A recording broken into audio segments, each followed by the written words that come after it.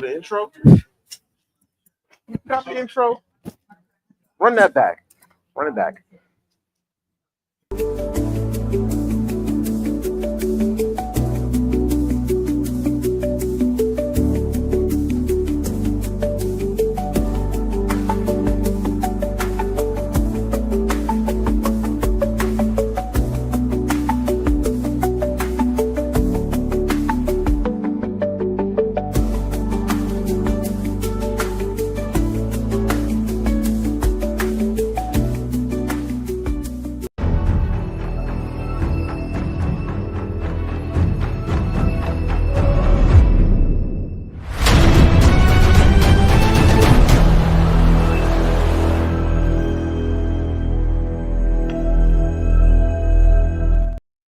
All right, there we go. Shalom, everyone. How are y'all doing today on this fine Sabbath day? Khan. All praise to the Most High God, Yahweh, Bahasham, Mashiach, Yahweh Shai. We are here at the house of David again. My name is Yarapa. We're pre-presiding over today's steward program / class / lesson. All right, so y'all who sat with me in these second services before, y'all know I like to do the study hall sessions, right? Where we kind of go over like some of the trivia, some of the scripture recalls, and fill in the blanks, and just see, like, test your scriptural aptitude, see where you are in your studies and in your faith and your lessons, your understanding. All right, so we're gonna continue with that again. All right, I'm gonna pick back up on those things. This time we're gonna focus heavily on the Apocrypha. All right, so hopefully I got your Apocryphas ready. We're going to focus mostly on that, all right? So there's going to be trivia, where I ask you questions and you give me the answer. There's a fill in the blank, where I will read a scripture, I will leave out a word, and you tell me what that word is. And there's a scripture recall, where I will actually read the verse, and you tell me what book, chapter, and verse or verses that book came from. I mean, that quote came from. Khan? All right. Y'all ready? All right. No? Not ready? Let the movie begin. All right. You stay ready. You don't got to get ready, right? Okay. Before we do that, before we go there, give me Romans 15:4, please. Romans 15:14? Yes, 15:4. 15:4. 15:4. Romans 15:4.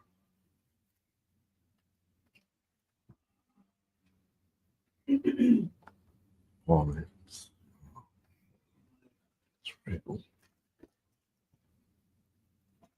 The book of Romans, chapter 15, verse 4. For whatsoever things are written aforetime were written for our learning. Right. So whatever was written before time was written for our learning, right? These scriptures and history books are written for our learning. Khan? Okay, so you read these things and you can learn from them. You understand what's going on and what you're reading, right? Go ahead. That we through patience and comfort of the scriptures might have hope. And that's the secondary purpose, that we through patience and comfort of the scriptures will have hope. We read these things that we read about in the Bible, and it gives us hope because we know in the end we win. Khan? We know that on the other side of things, that the Most High will emerge victorious, and we will emerge victorious with him. Khan? And Yahweh Shai will come back. He will redeem us, right? We read about the things that he did. We read about the things that he taught, right? And we have comfort and patience in those things because he knew that he would come back for us, right? He said he would come back for us, but how will we know that unless we read it, right? Right? So we read these scriptures, that way we know what's going to happen in the future. The Bible is the only book that tells you what happened in the past, what happens in the present, and what will happen in the future. It's the only book that does that. Okay, and then because of that, it gives us patience and comfort. Khan? All right. So, first question, right? As far as the trivia. All right. First question. Remember, we're focusing heavily on the Apocrypha. Everybody has an Apocrypha, or everybody has access to an Apocrypha right now? No? Oh, I'm about to say, you of all people should have one. There we go. There we go. If you need to share with somebody, share with them. All right. If somebody next to you needs the Apocrypha, get with them. All right. But thankfully, my Bible has the Apocrypha in it. All right. I was blessed to get a Bible that has the Apocrypha in it. All right. So, first question: how long was Esdras? Okay. Key point. How long was Esdras dictating the books to his scribes?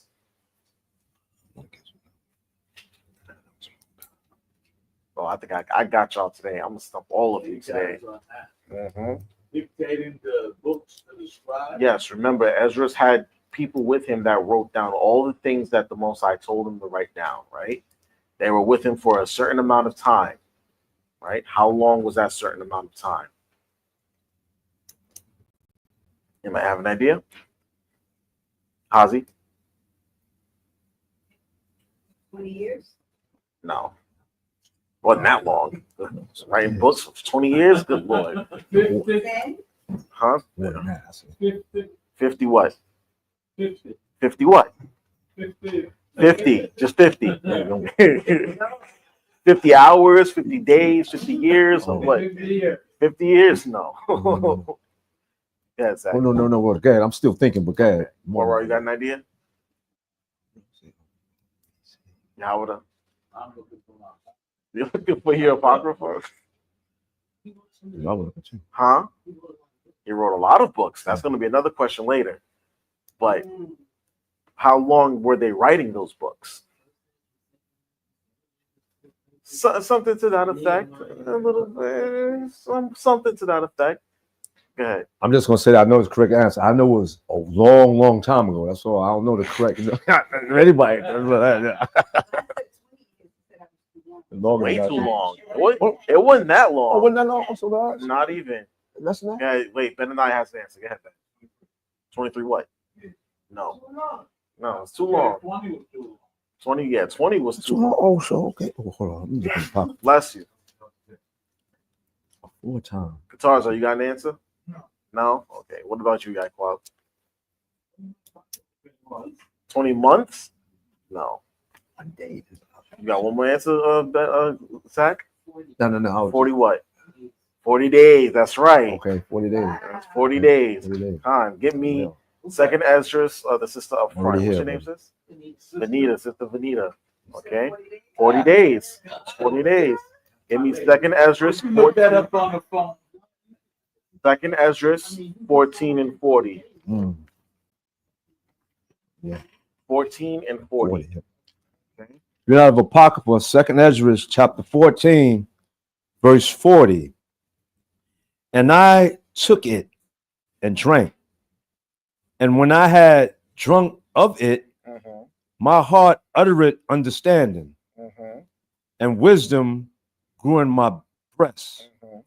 For my spirit strengthened my memory. Right. So this is Ezra's receiving more wisdom from the Most High, right? He was dealing with the Most High for a long time. Okay. Huh?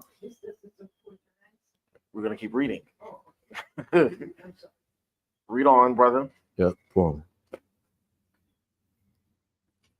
Verse 41. No, excuse me. Yeah, 42. Yeah, Pardon me. 41. Read 41. No, 41. That's right. And my mouth was open and shut no more. So Ezra kept talking and talking and talking and talking with these men, right? Read on. The highest gave understanding unto the 5 men. The 5 men, right? There were 5 brothers that were with him as he was telling them, dictating what he saw and what the Most High showed him, right? Read on. And they wrote the wonderful visions of the night that were old. That were told. So they, as he was telling them the dreams and the visions that he was having, they continued to write these things down. Okay, go ahead. Which they knew not. Which they didn't understand, right? Go ahead. And they sat 40 days. How long? And they sat 40 days. Sat with him 40 days. Okay, they were sitting with him for 40 days, getting all the visions and the prophecies that Ezra was given. They were writing these things down for 40 days. All right, go ahead. And they wrote in the day, Uh-huh. and at night they ate And bread. at night they ate bread. So during the day, he was just telling them, okay, write down this. This is what you write down. This is what I saw. This is what the Lord showed me. This is what it meant. Blah, blah, blah. They did this for 40 days during the day, and at night, that's when they finally ate. Okay? So he was with it took them 40 days to write those books. All right, 40 days. All right. Next question. What was the name of the man that came to check on Esdras? Okay, I'm gonna paint a picture for y'all. Esdras was what? What was his role? And a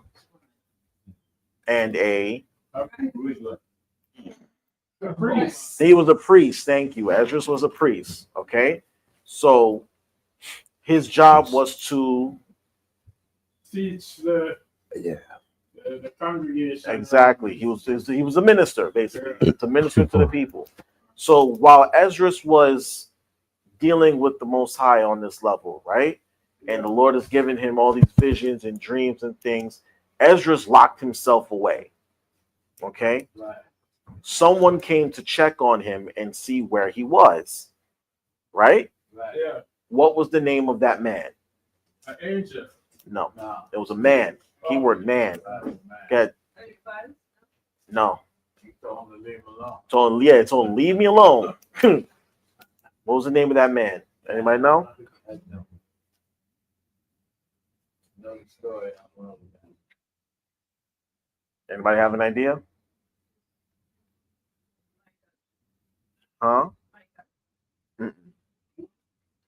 It wasn't an angel. It was a man, an actual person. No, ma'am. You know the story, but you just don't know the name of the man, right? Okay. Because while he was fasting, the guy came and said, "Look, man, the congregation needs you. Yeah. Yes. You in here, you Uh-huh. know, and Get the hell away from me. leave me alone. Leave me alone, right?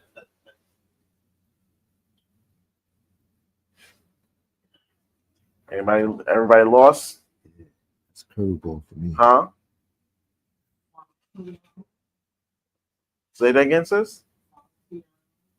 Close. That's not the name that the Bible uses, but it's close.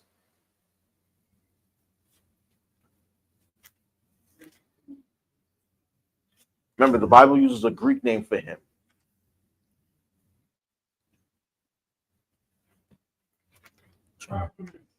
No, sir.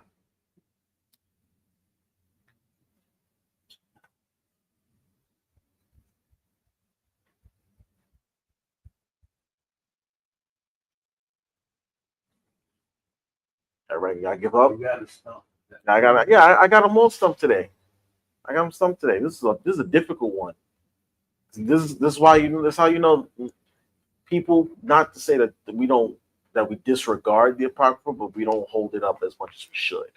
You know what I mean? The Apocrypha is just as important as the Old and New Testament. Go ahead. Yes, ma'am. How do you find references in the Apocrypha? Some Is there a concordance? there is. Some of them don't include the Apocrypha because they don't consider the Apocrypha canon, quote unquote.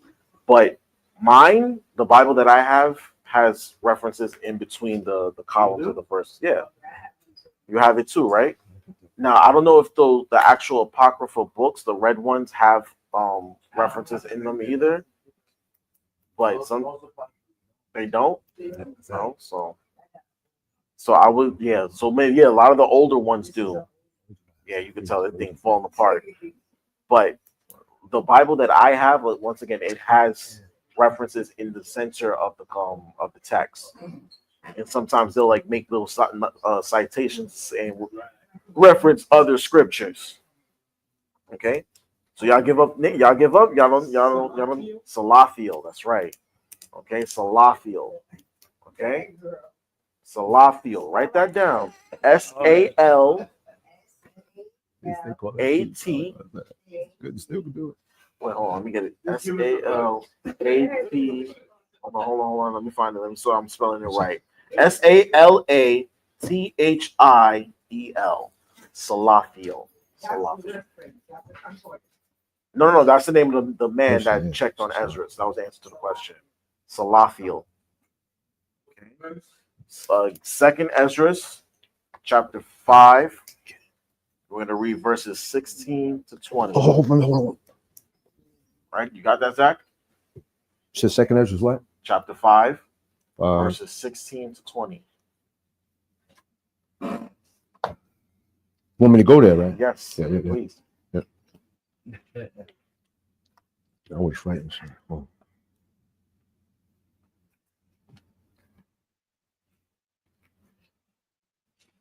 Now the book of Second Ezra in the Apocrypha, chapter 5, verse 20.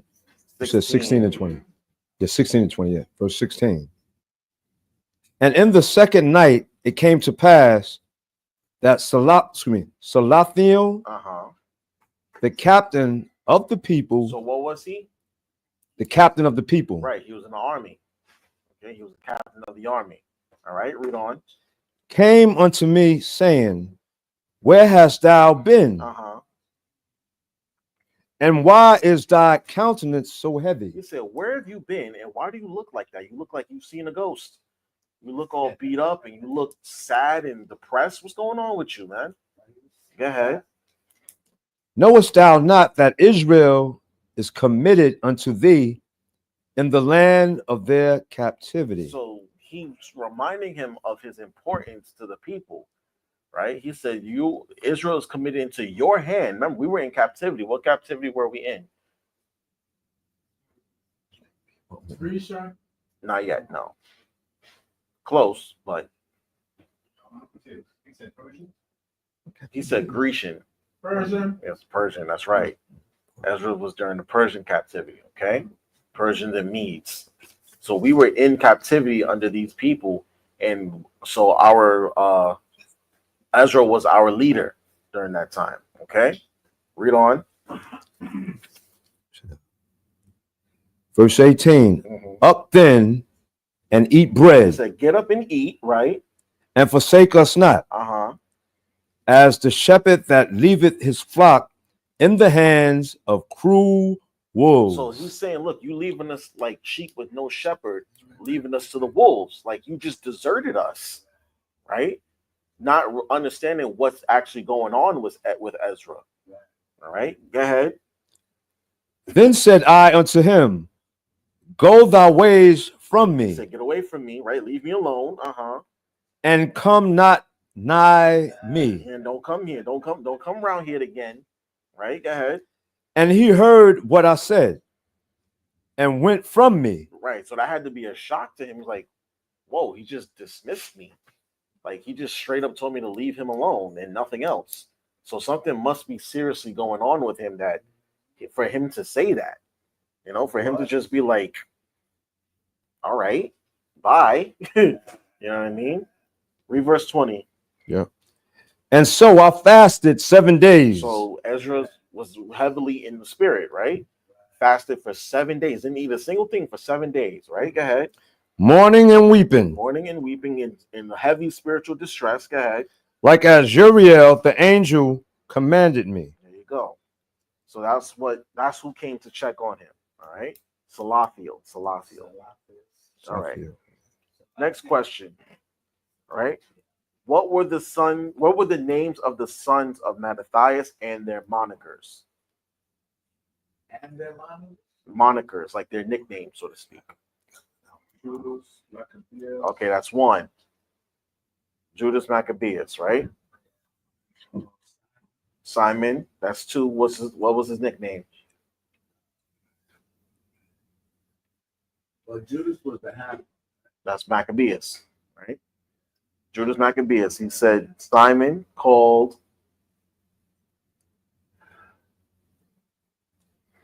You don't have to stay on Simon. There's 3 more brothers. Yeah. Jonathan. What was his nickname? Did they have nicknames? Yeah, they're all of them. All 5 of them had nicknames. Yes. Remember that. Yeah, because that's the one that we all know about. So we said Judas, Simon, and Jonathan, right? Judas was called Maccabeus, meaning the hammer, right? What was Jonathan's nickname? What was Simon's nickname? And then who were the other 2 brothers and what were their nicknames? Eleazar, Avaran, exactly. Okay, that's 4. Uh-huh. Aphis, right? Uh-huh. This is in First Maccabees. Uh-huh. verse 2 to 6. There you go. What was the last brother's name? Yeah, Simon called. Yeah. Bassi, right? And then there was one more brother. No, she mentioned Eleazar already. 1, 2, 3, 4. Oh, hi, Graham. Jonathan. No. No. There's one more brother that you're missing, mother. 1, 2, One more 3, brother 4, that you're 5. missing. I called 5. You called Yeah, 5? Jonathan called Cassis. That's Jonan. Right, Jonan. Uh-huh. Then Simon Uh-huh. called Bathia. Uh-huh. Judas called Maccabees. Eleazar called Abiram. Uh-huh.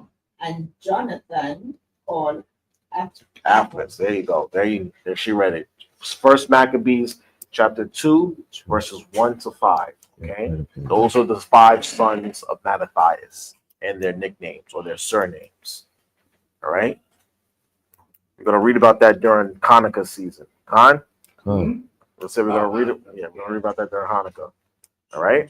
Next question. According to Esdras, going back to him, right?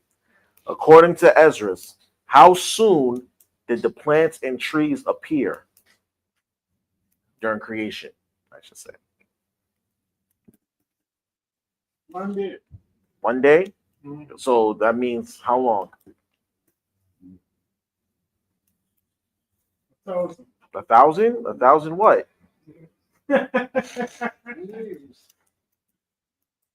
Did it take 1,000 years for the trees and the plants to appear? Depends what type of tree and what type of plant. Did it? Did it take 1,000 years? So it took a day / 1,000 years to for trees and plants to appear when the Most High created them. Is that what Ezra said?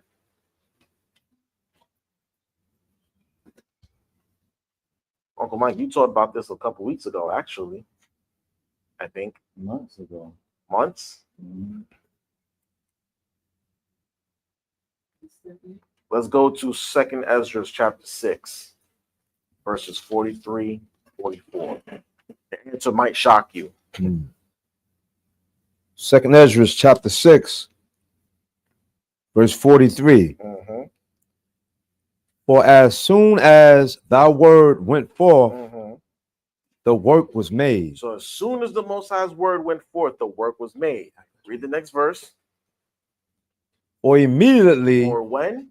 or immediately, Immediately. So as soon as the Most High said it, it happened. Bam. Tree. Bam. Plants, vineyards, vines.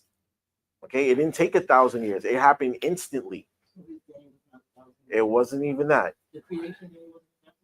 No, that's a different topic. But when it says a day with the Most High is 1,000 years and 1,000 years is 1 day, what it's really saying is that time is of no object to him. Yep. He's not constricted by time. Okay, huh? We're used to time. We're constricted by time. The Lord is not. Okay, so and even when Peter was saying that, what he was talking about was how the Lord is patient and long suffering. So 1,000 years is just like it's nothing to him. And 1 day to us is like 1,000 years to him. It's nothing. Time is of no object to him. So when the Lord acts, it's right on time. Okay. So when it says, reread the verse again. 44. verse 44, 2nd Ezra 6, verse 44. Mm-hmm. For immediately there was great and innumerable fruit, Mm-hmm. and many and divers pleasures for the taste Uh-huh. and flowers of unchangeable color, Mm-hmm. and odors, a wonderful a wonderful smell. Mm-hmm. And this was done the third day. See? So it says, he said immediately, as soon as the Most High said it, it happened. All these different trees, all these different flowers, all these different fruits, colors, smells, and odors. The reason why the plants smell the way that they do is because as soon as the Most High said it, it happened. Okay? As soon as he said it, it happened. So it's immediately. All right. Staying with Esdras, right? How many books did Esdras and the scribes write? 204. That's right. Good. 204 books. All right. Let's go back to Second Esdras. Where's it at, Mother? Is that the end of the 14. 14 verse 40. There we go. 14 and 40. Go back there, no? Now, how many were published? 100 out of the 204, how many were actually published? I know it was 100. Excuse me. Where did we say? Second Esdras 14? Was it 14 or was it 16? 14 or 40. I thought I had it written down. No, I think it's 16. Hold on. Yeah, it's 44. 1644. 44. 1444? Okay, let's go there. Yes. 70 minus 204. Wait, we're gonna read it.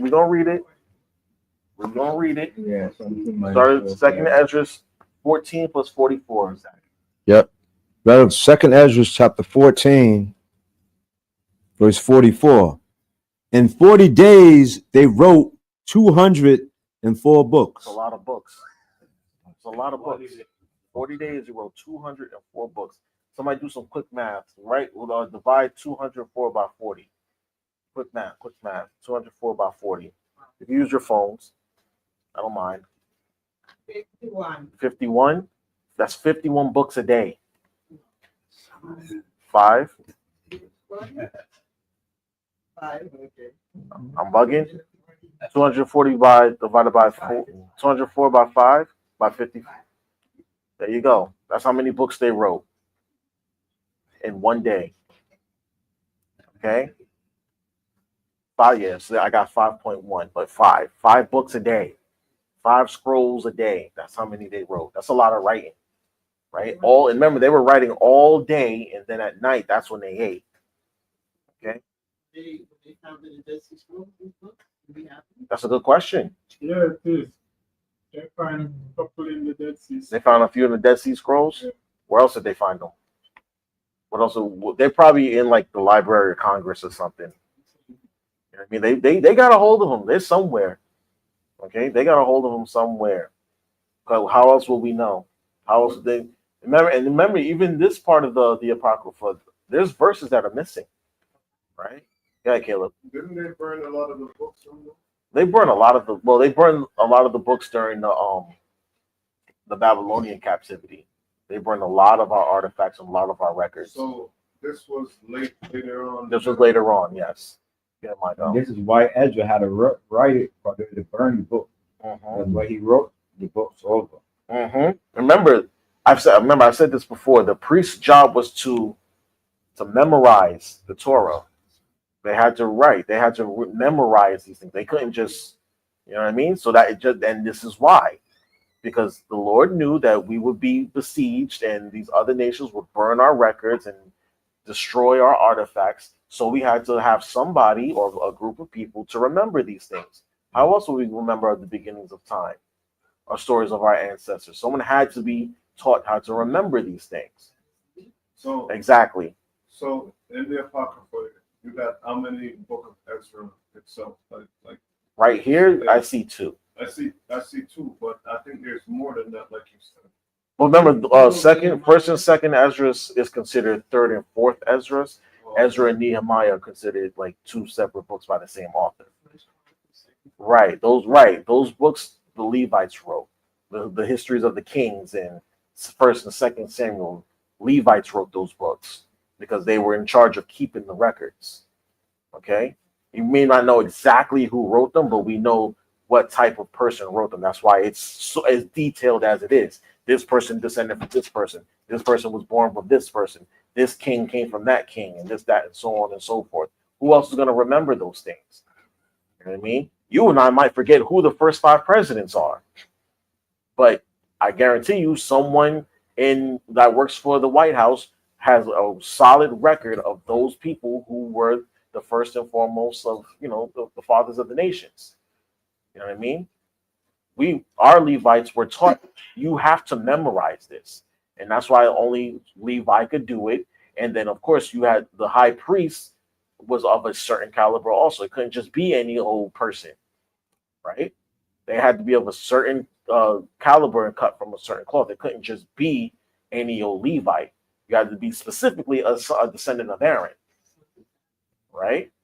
And they were no slouches either. They had a large task in front of them, and they had to memorize all these things, or else what would happen to them? The Lord will kill them or punish them. So they took their job very, very seriously to the point where they literally memorized everything from our history. Yeah, because that's when they have to put the bell on them when they go in there. If they somebody got to drag them out. Mm-hmm. Mm-hmm. They had specific garments. They had specific washing rituals and everything, and they had to memorize it. The altars have to be built a specific way. Everything. So it's no mistake that the Lord used these men to write down the prophecies. A lot of the prophets were Levites, right? A lot of the prophets were Levites. I think Daniel was from Judah. Yeah, So Ezekiel was a Levite. Ezra was a Levite. Jeremiah was a Levite, right? John, that's what we say. John the Baptist, Yeah, Levite, right? Moses, of course, Levite. So it's not an accident. And the Maccabees. The Maccabees, of course. So it's not an accident. What was your question? Who? Isaiah. I think Isaiah was a Levite. His father was Amos. We have to look into that. We have to look into that. But a lot of the prophets were Levites. Why? Because that's who the Most High chose. That's the office. Judah was more so the rulership. Right. So it's no accident that he used Ezra, someone like Ezra, to record these things and leave it for us in the future. Huh? Mm. All right. Let's move on. He was a Judite. Cool. Not surprising. He's a Judite. Okay. What did Anna, who was Tobit's wife, right? Anna, Tobit's wife, she received something that was alarming to Tobit. What was she given? She was given a goat, I think. Mm-hmm. She was given a goat. And he thought, what did he think happened? The way when I read that, it sounded like he kind of felt disappointed that she took it because he kind of felt like men had a tendency to like take it, like. No, he thought that she stole it. Really? Yeah, he basically thought that she stole it. All of that. So Anna, Tobit's wife, she was given something, and when she showed it to him, he was very alarmed. What was that item? And it happened to be a goat. She didn't show it to him, man. Huh? She didn't show it to him. What do you mean? She told him. Right, that's what I'm saying. So like when he found out, he was very like, what the hell is this? Where did this come from? All right, let's go to Tobit, chapter 2, start at verse 11. Was it 2 and 11? Uh-huh. Now the book of Tobit, the Apocrypha, chapter 2, verse 11.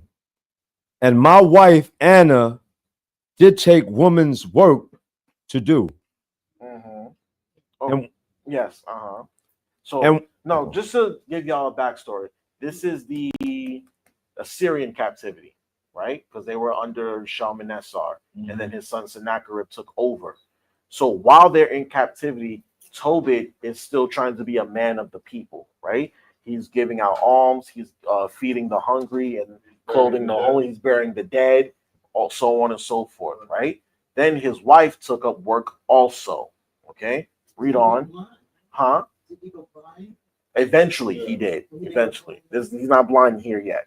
Okay, read on.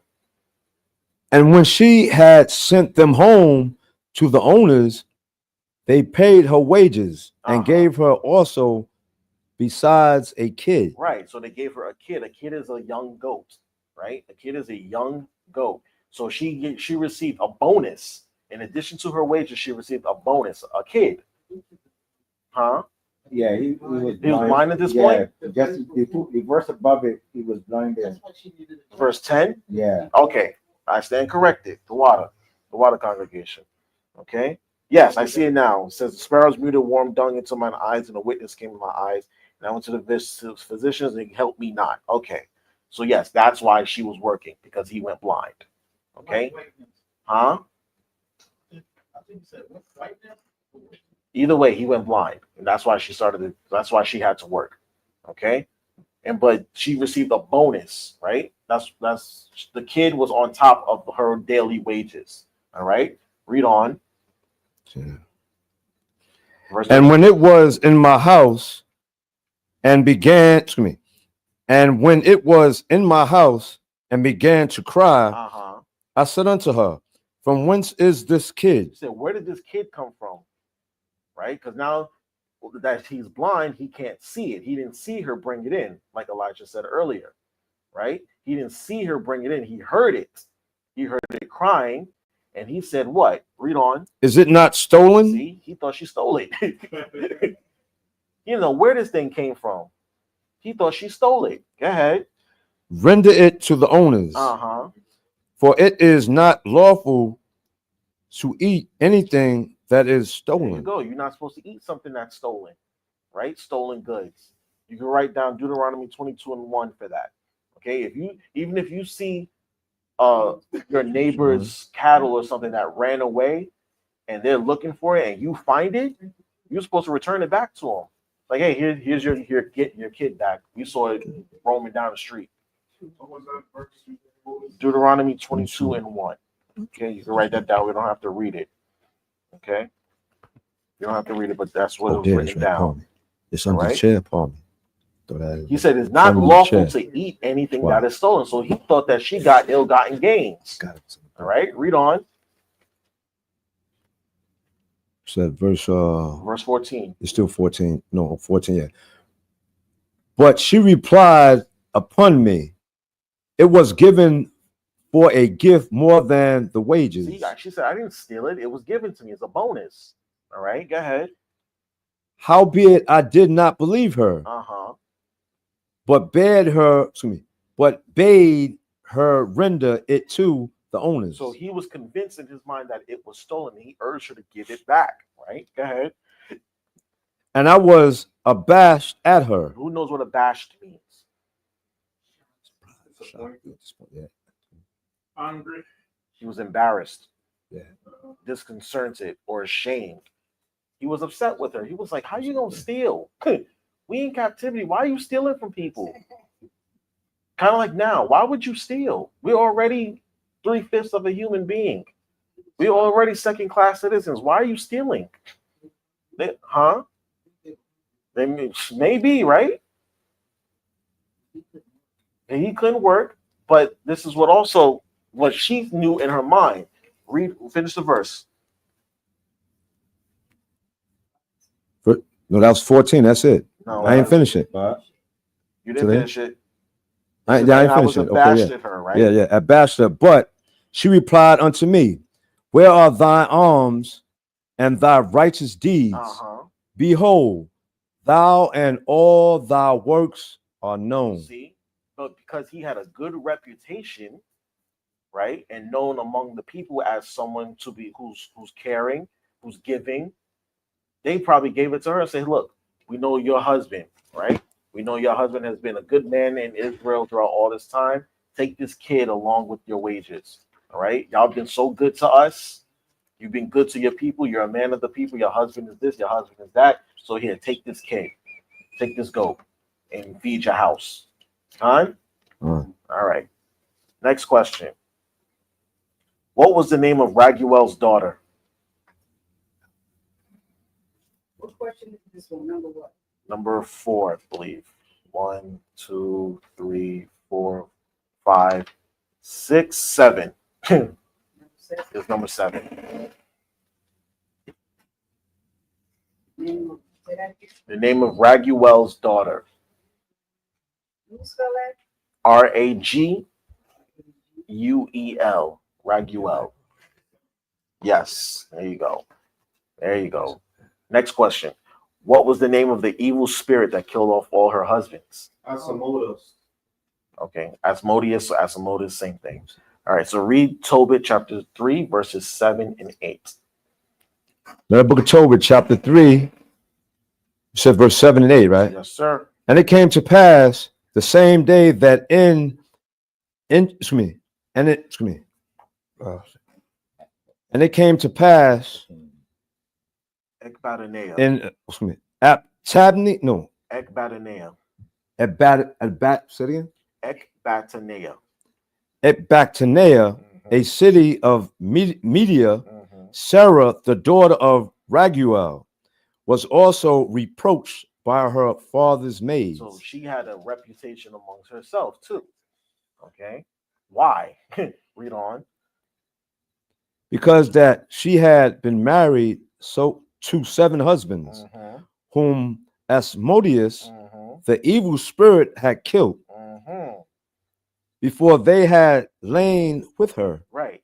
So this woman was being tormented by a demon who killed her husbands on the night that they were supposed to consummate their marriage.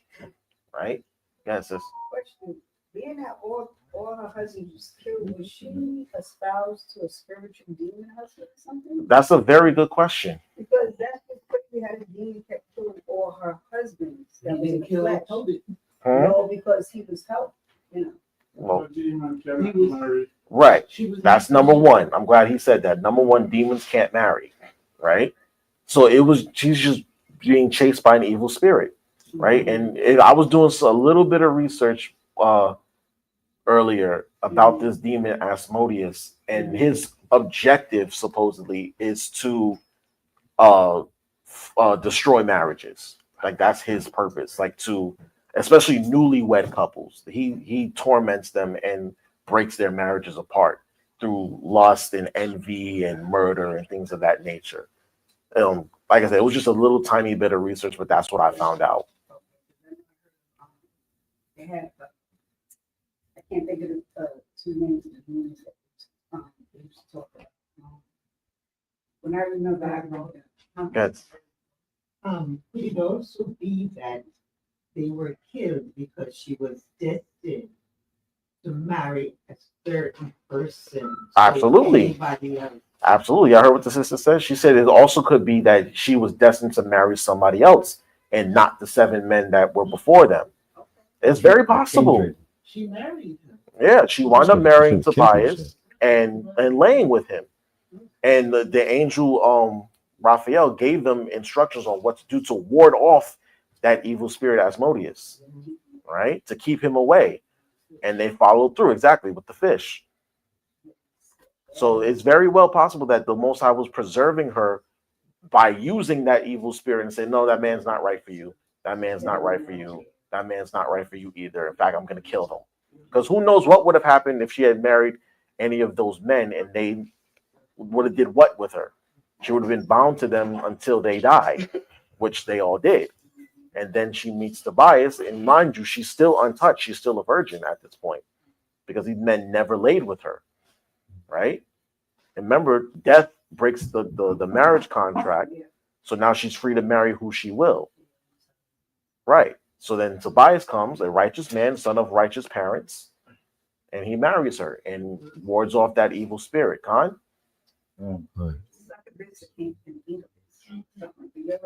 No, I haven't. Succubus and incubus. Anybody know anything about those?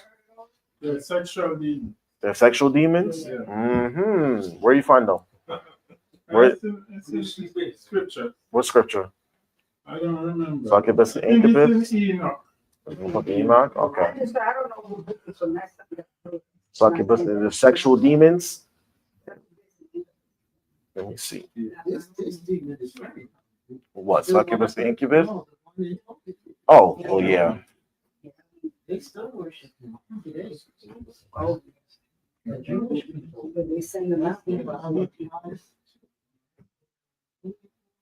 Ah, okay. I see now. It says succubus is an imaginary demon assuming female form and formerly held to have sexual intercourse with men in their sleep. Whoa. Yeah. That explains a lot of that. Wet dreams. Well, the scriptures actually talk about wet dreams and what happens.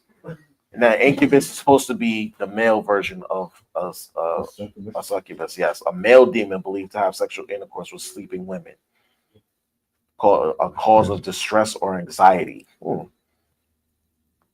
Interesting. But yes, this demon was after Raguel. I mean Sarah for the longest, and nobody wanted to touch her. All right, that concludes the trivia portion. All right, that concludes the trivia portion. Y'all did all right. Y'all did okay. All right. Now the fill in the blank. All right, fill in the blank. I'm gonna read a scripture for you, and you tell me what word is missing. If you can get the scripture, that would be perfect.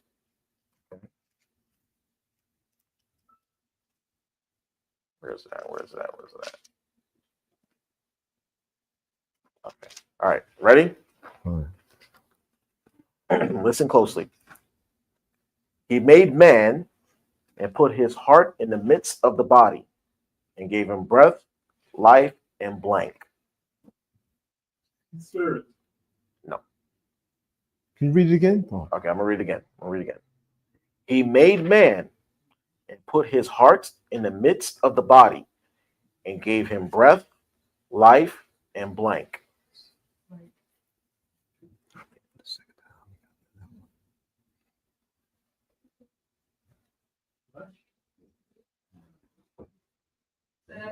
All right, one more time. He made man and put his heart in the midst of the body and gave him breath, life, and blank. No.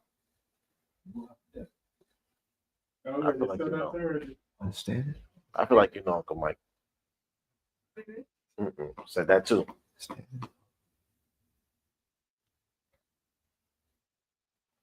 You need a hint? Wisdom, knowledge, and understanding. Okay, well, which of those three are you gonna go with? I hesitate. I still understand it. Because if you said the right answer, I just want to know which one you're gonna get. Knowledge. No, sir. No. Understand? Thank you. Okay. I hesitate. I said it Give me right. I said understand. Second Ezra 16 and 61. Second Ezra 16 and 61. Go to second Ezra? Yeah. What's that? We said 16? Second Ezra 16 and 61. Historian 16 and 16. 61. Oh, 61, okay. Give him understanding. The book of second Ezra, chapter 16, verse 61. He made man and put his heart in the midst of the body. Right. He's talking about the Most High's mind. Okay. He put his heart in the midst of our bodies. Right. Go ahead. Read on. So, yep. And gave him breath.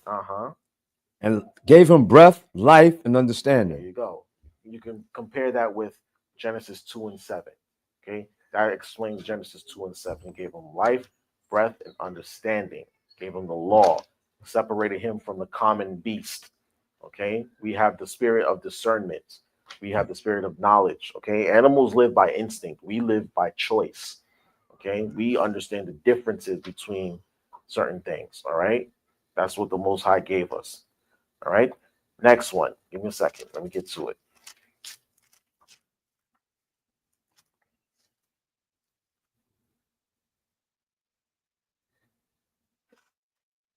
Oh, okay. Y'all ready? All right. A man that hath traveled knowing many things, and he that hath much experience will blank. You don't understand. No, sir. Wait, what? Say it again? Understanding. No. Very much understanding. Okay. A man that hath traveled knoweth many things, and he that hath experience will blank blank. Two words. Thank you. There you go. Declare wisdom. All right. Give me Ecclesiasticus in the Apocrypha. Remember, we've been in the Apocrypha the entire time. Ecclesiasticus chapter 34, verse 9. Okay, 34 and 9. The book of Ecclesiasticus, chapter 34, verse 9. A man that hath traveled knoweth many things, and he that hath much experience will declare wisdom. There you go. We'll declare wisdom. That's it. Why is What's the difference between wisdom and understanding? So wisdom is the correct application of knowledge, right? And what understanding? Understanding means that you honestly you're able to let me see. How can I use the word without understanding? Like you get what you're being taught. Like you grasp the concept. Yes. That's Yes. perfect. The precepts that say when gain it, wisdom, gain it, understanding. Right. You have to grasp the concept before you can correctly apply it. Right? Yeah, that's what I'm saying. Short, repeat that again. Grasp the concept. I'm trying not to use the word understand, but like comprehend what is going on. So example, right?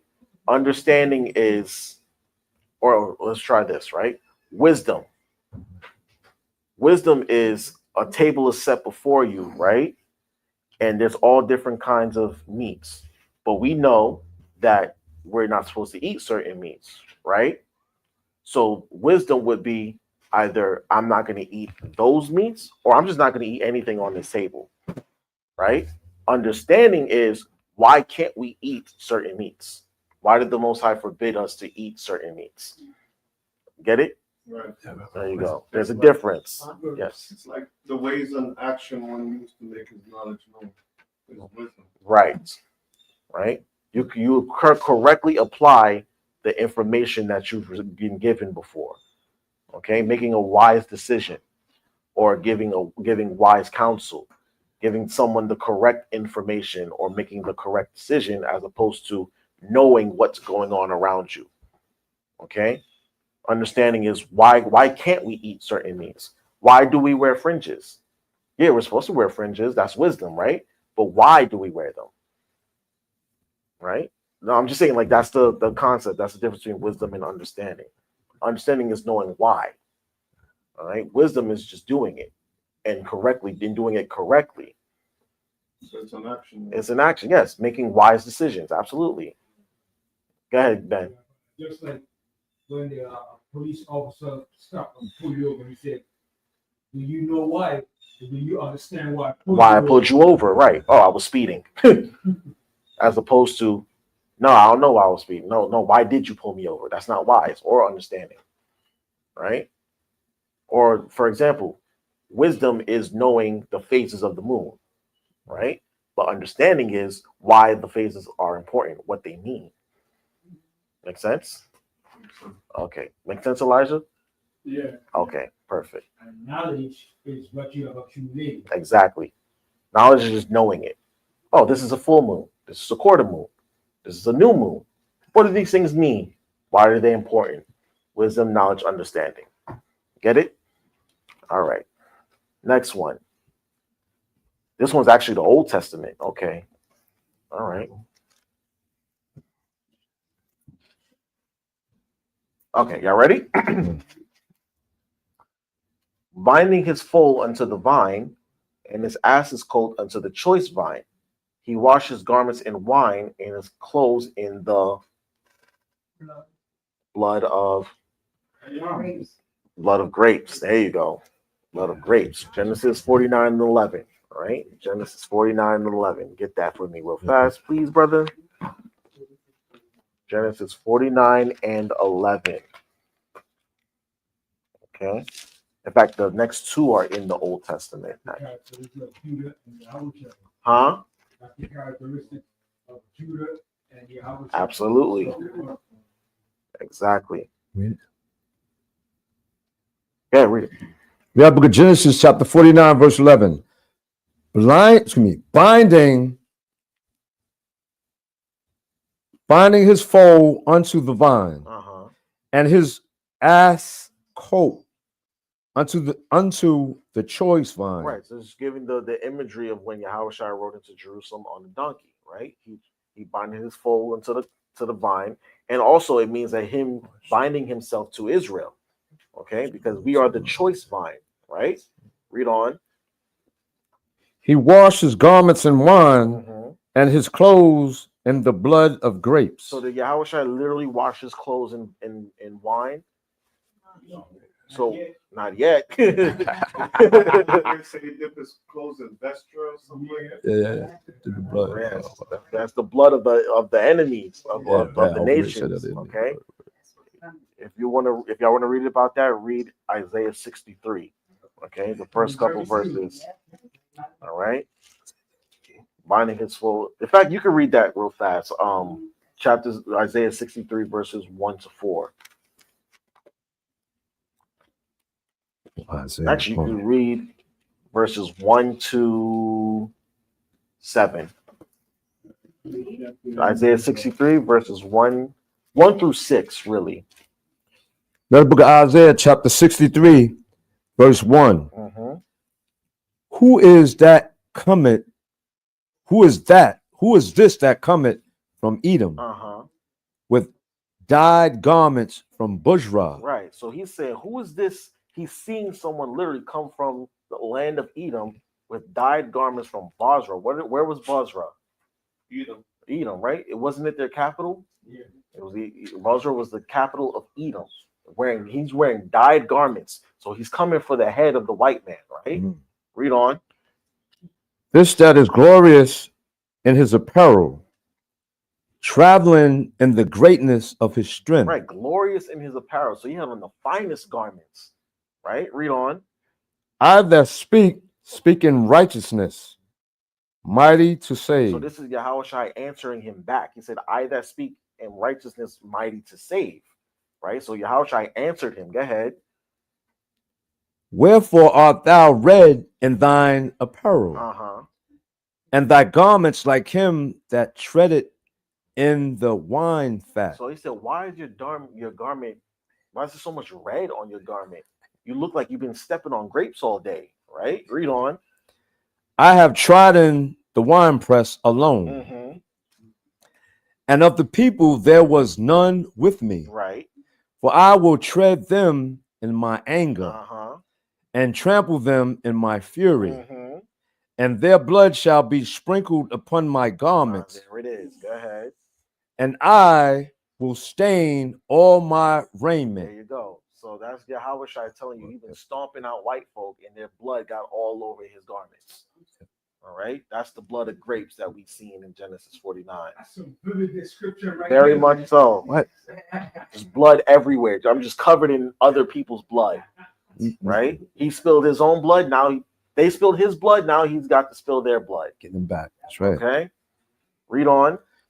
For the day of vengeance is in mine heart, and the year of my redeem is come. There you go. So who's to say that Yahushua is not going to be, he's all peace and love all the time? No, he said the day of vengeance is in my heart, meaning he's been thinking about it for a while. For a little while. For generations. There you go. I can't wait to stomp these people out. Right? Read on. And I looked, and there was none to help. Right. And he had no help. He did it all by himself. Killed an entire nation of people by himself. Right? Go ahead. I wondered that there was none to uphold. Therefore, my own arm brought salvation unto me, and my fury, it upheld me. So his anger is what drove him. He was driven by his anger. Okay? Murder, slaughtering all those white folks and their blood getting on his garments. He was literally driven by hatred and anger. Okay? Read on. And I will tread down the people in my anger, and make them drunk in my fury. There you you go. And I will bring down their strength to the earth. There you go. So who's say Yahweh Shai is not a killer? All right. Who are these people to say that Jesus Christ is not a killer? Not my Jesus, right? There you go. In fact, where's that in Revelation where it said that the blood's going to reach the horse's bridle? Read that. Let me look at that real fast. Where's that at then? I know you know. 14? The 8th? Which one? Where In it the says that the Bible? blood shall reach the horse's bridle. Right. Oh, yeah. I read it before. It's in Revelation. Yeah. I forgot Revelation which what, scripture that though? was. I read it. I should know this off the top of my head. I should. Revelation, what was that? 14 and 20. 14 and what? 20. The book of Revelation, chapter 14, verse 20. Sorry, verse 19. Revelation chapter 14, verse 19. And the angel thrust in his sickle into the earth, and gathered the vine of the earth, and cast it into the great winepress of the wrath of the Most High power. There you go. So the winepress of the wrath of the Most High, and that's going to be accomplished through who? It's going to be accomplished through who? Thank you. Through Yahweh Shai, right? Go ahead. And the winepress was trodden without the city, and the blood came out of the winepress, right, even unto the horses, even unto the horse bridles. See, by the space, go ahead, by the space of 1,600 furlongs. There you go. That's a lot of blood. It's a lot of dead people. Con. 200 miles. All right. And give me that one where it says his vesture was dipped in blood. Where's that one at? 1911? Con. Yes. There you go. The book of Revelation, chapter 19, verse 10. And I fell at his feet to worship him. And he said unto me, see thou do it not. Right, because John fell at the angel's feet to worship him. And the angel said, don't worship me. Don't worship me. Right? Go ahead. I am thy fellow servant. So I'm a servant just like you. Okay, and the angel is telling him this. I'm a servant just like you, right? Read on. And of thy brethren that have the testimony of Yahushua, worship the most high omnipotent power. For the testimony of Yahushua is the spirit of prophecy. That's an important key to memorize, to remember. If no one, if the spirit of prophecy is when we testify of Yahushua, okay? The old prophets, the prophets of old, they all testified of Yahushua. We testify of Yahushua too, his works and his second coming. All right. And if a person does not testify of Yahushua, Antichrist. There you go. Right. There you go. Can you call the verse and chapter? Revelation 19:10. We just finished 10. We're going to read down to 13. Okay. I have a precept. What's that, brother? Romans 12, verse 19. Connected to what you said. Yahweh Shai did it by himself. It says, beloved, never avenge yourself, but leave it to the wrath of Yahweh. For it is written, vengeance is mine. I will repay, say the Lord. To the contrary of your enemies is hungry. Wait, which version are you reading? Romans 12:19. Yeah, but which version of the Bible is he reading? I just Googled it. Oh, okay. Read it for him, Zechariah. Yeah. I got you. Yeah. I was looking at it earlier. Romans 12, 19, and 20. Oh, man. The book of Romans, chapter 12, verse 19. Dearly beloved, avenge not yourselves, but rather give place unto wrath. So he's saying, look, don't avenge ourselves. We cannot take up arms against the government. All right, that's not going to work. It's not going to work. You can get a gun for your own personal protection, but trying to take up arms against the government is not going to work. All right, go ahead. For it is written, vengeance is mine. Mhm. I, the Most High, will repay, said the Lord Adonai. So let me ask you a question. Is there anything that the Most High can't do better than we can? We look, you might want to take out one specific Edomite for doing something evil to you, right? Or whoever. But the Most High can send an entire flood to kill out their entire neighborhood. Can you do anything better than that? He can send a tornado, an earthquake, wildfires to judge them. Can we do any of that? Okay, then. That's why he's saying, don't avenge yourselves. Let the Lord do it. Okay? His vengeance is better than our vengeance. All right? Go ahead, Uncle Mike. And nobody ain't putting nobody in jail when he do it. There you go. Thank you for saying that. There you go. Nobody gonna arrest him, huh? You can't overtake the Most High's judgment. It's so much better than ours. All right? So don't even try to avenge yourselves. Don't do anything stupid. What? All right? You want to take up arms against the government? There's brothers and sisters out here who really want to take up arms against the government. Think it's gonna work. Go ahead, Katarza. No, you just said something like the Constitution of the U.S. contradicts itself. Like this is like the band arms like have to like form A militia, right? Where you can revolt against the government. So it's like it contradicts itself. You know what I'm saying? So, I understand what he's saying. No, I understand what he's saying too, but y'all have to realize the Second Amendment really wasn't for that. The Second Amendment was for the Southern. Say that again.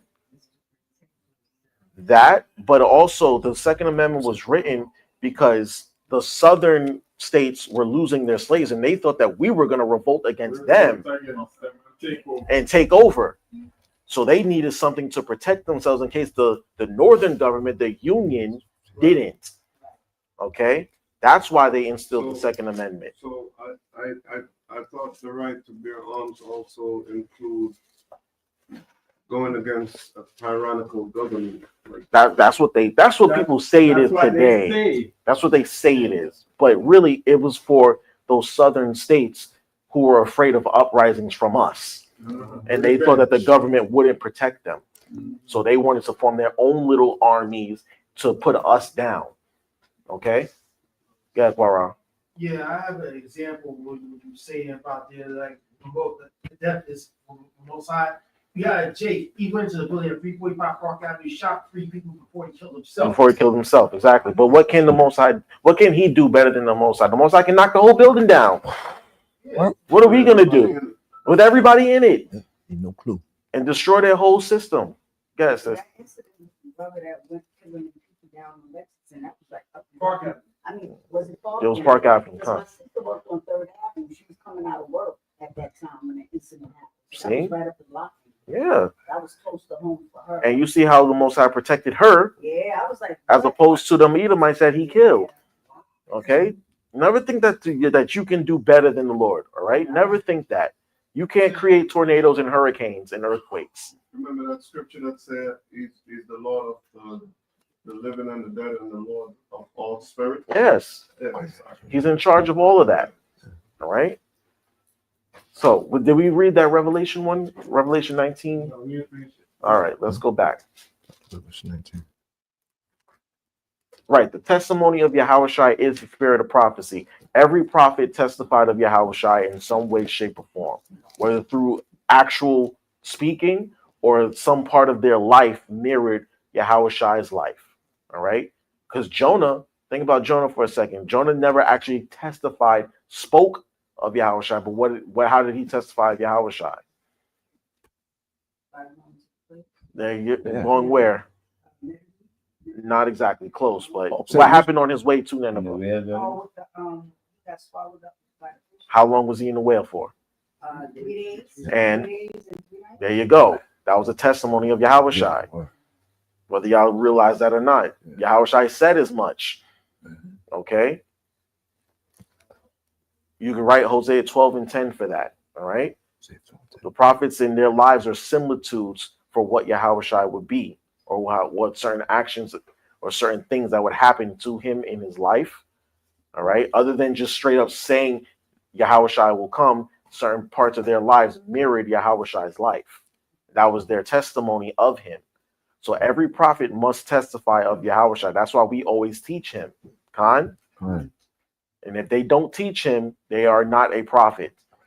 Okay. If they don't speak of his second coming, they are not a prophet. All right. You got that? Yeah, was it Revelation 19? What now? Now we're in verse 11. Oh, so 11. Okay, verse 11. The book of Revelation, chapter 19, verse 11. And I saw heaven open, and behold, a white horse. Mm-hmm. And he that sat upon him was called Faithful and True. And that's who?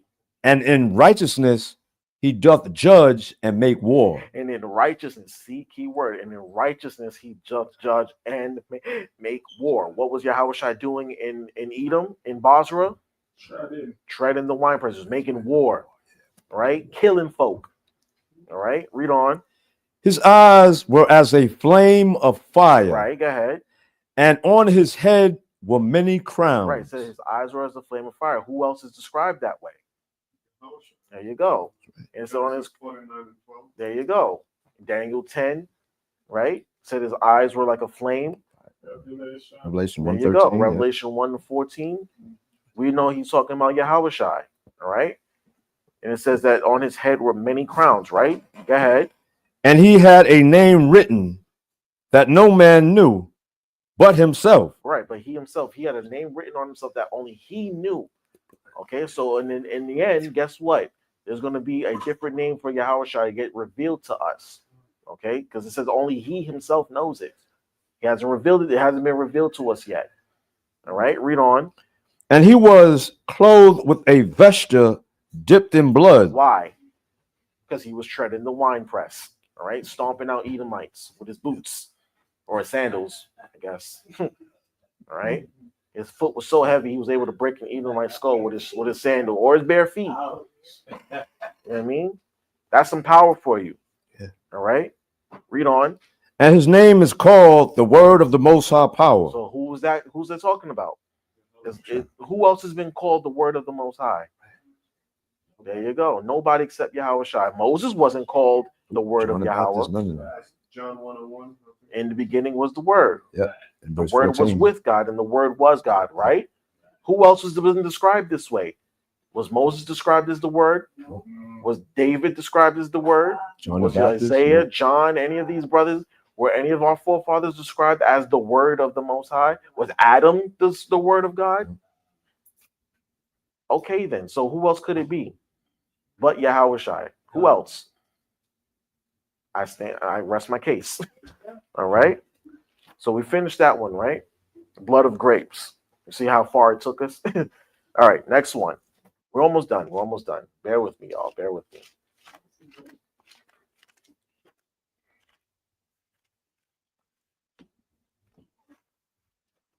All right, all right. This one says,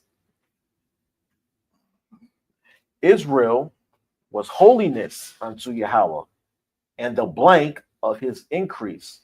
All that devour him shall offend, evil shall come upon them, saith Yahweh. Richness. No, but you're on the right track.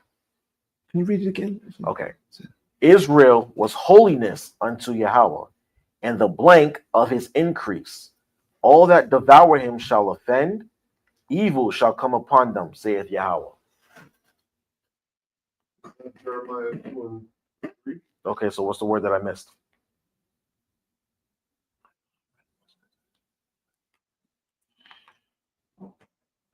Richness. No, you said that. Say it again. One more time. Israel was holiness unto Yahweh, and the blank of his increase. All that devour him shall offend. Evil shall come upon them, saith Yahweh. It's on the tip of your tongue, Haji. I know it. No, but y'all on the right track. First fruit. There you go. The first fruits. Fruit of my. The first fruits. All right. Read it, Zach, Yeah. please. Jeremiah 2 and 3.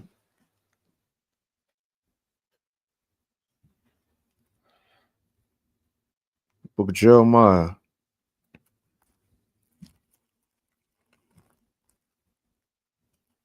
Chapter 2. Verse 3. Verse 3. Okay. The book of Jeremiah, chapter 2, verse 3. Israel was holiness unto the Lord Most High, and the first fruits of his increase. See, we are the Most High's first fruits. Okay. We are the first. Remember, he said, Israel is my firstborn son. Okay. We are the first of the nations. All right. Read on. All that devour him shall offend. Mm-hmm. Evil shall come upon them, said the Lord Most High. Hear ye the word of the Lord Most High. That's it. That's it. All right. Next one. Okay. For fear. All right. Listen closely. For fear is nothing else but a blank of the succors which reason offereth. Mm-hmm. You just broke down the meaning of fear. Yes. What is the word that I left out? Say that again. Okay. For fear is nothing else but a blank of the succors or the security which reason offereth. Judgment. No, sir.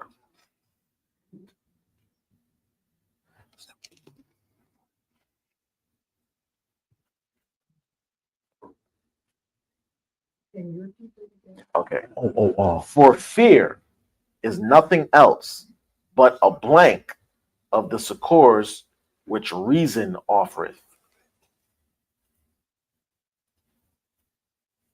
Matthew 5:13. No, sir. You said it? What did you say? Hmm? You said it? No. It don't have nothing to do with faith, do it? It all has to do with faith. Right. Well, yeah. Well, Palm. Right. Said, Doesn't appear in the Bible. Oh, we're back in the Apocrypha. Well, back y'all down. that. But can you say it again? Okay, one more Appreciate it. time. Yeah, one more time. For fear is nothing else but a betray. Ah, damn it. Oh man, I did that. My fault. Oh no, I asked him to say it again. Wow. Wisdom of Solomon 17 and 12. Read that for me. Oh man. Ah, they got me. They got me, y'all. They got me. That was definitely a good 17 and 12. In the book of Apocrypha, Wisdom of Solomon. I'm gonna get y'all back. Don't worry. You up. Chapter 17, verse 12. Come on. For fear is nothing else but a betraying of the succors which reason offereth. See, what he's telling you is that when you can reason through things, there's no reason to fear, because fear is a betrayal of the security. When you can reason through something, it eliminates the reason to fear it. Right? Go ahead, sis. They would say fear means false evidence appearing to you. There you go. It's false. False evidence. False evidence appearing real. So if you can logically break it down, you don't have to be afraid. Right. You know what I mean? But once fear creeps in, you start throwing reason out the window. Okay? That makes sense? Huh.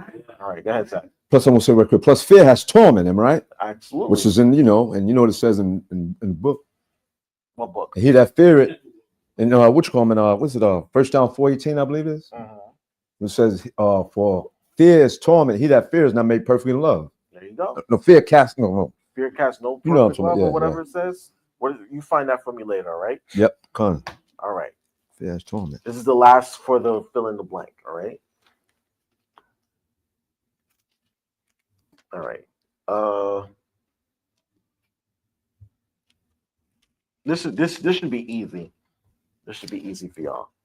Wherefore a man loveth his wife better than blank. No. Oh, wow. Wherefore a man loveth his wife better than blank. Not himself. No. Not himself. No, right now. All y'all but Most High should know this. No. No. You better not love your wife more than the Most High. I know that's right. What? Put nobody before him. Huh?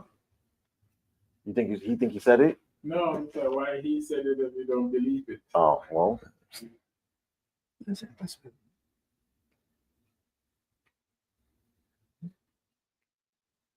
I feel like Uncle Mike, you should know this one. All y'all who are married should know this. Yes, you know the scripture. Yes.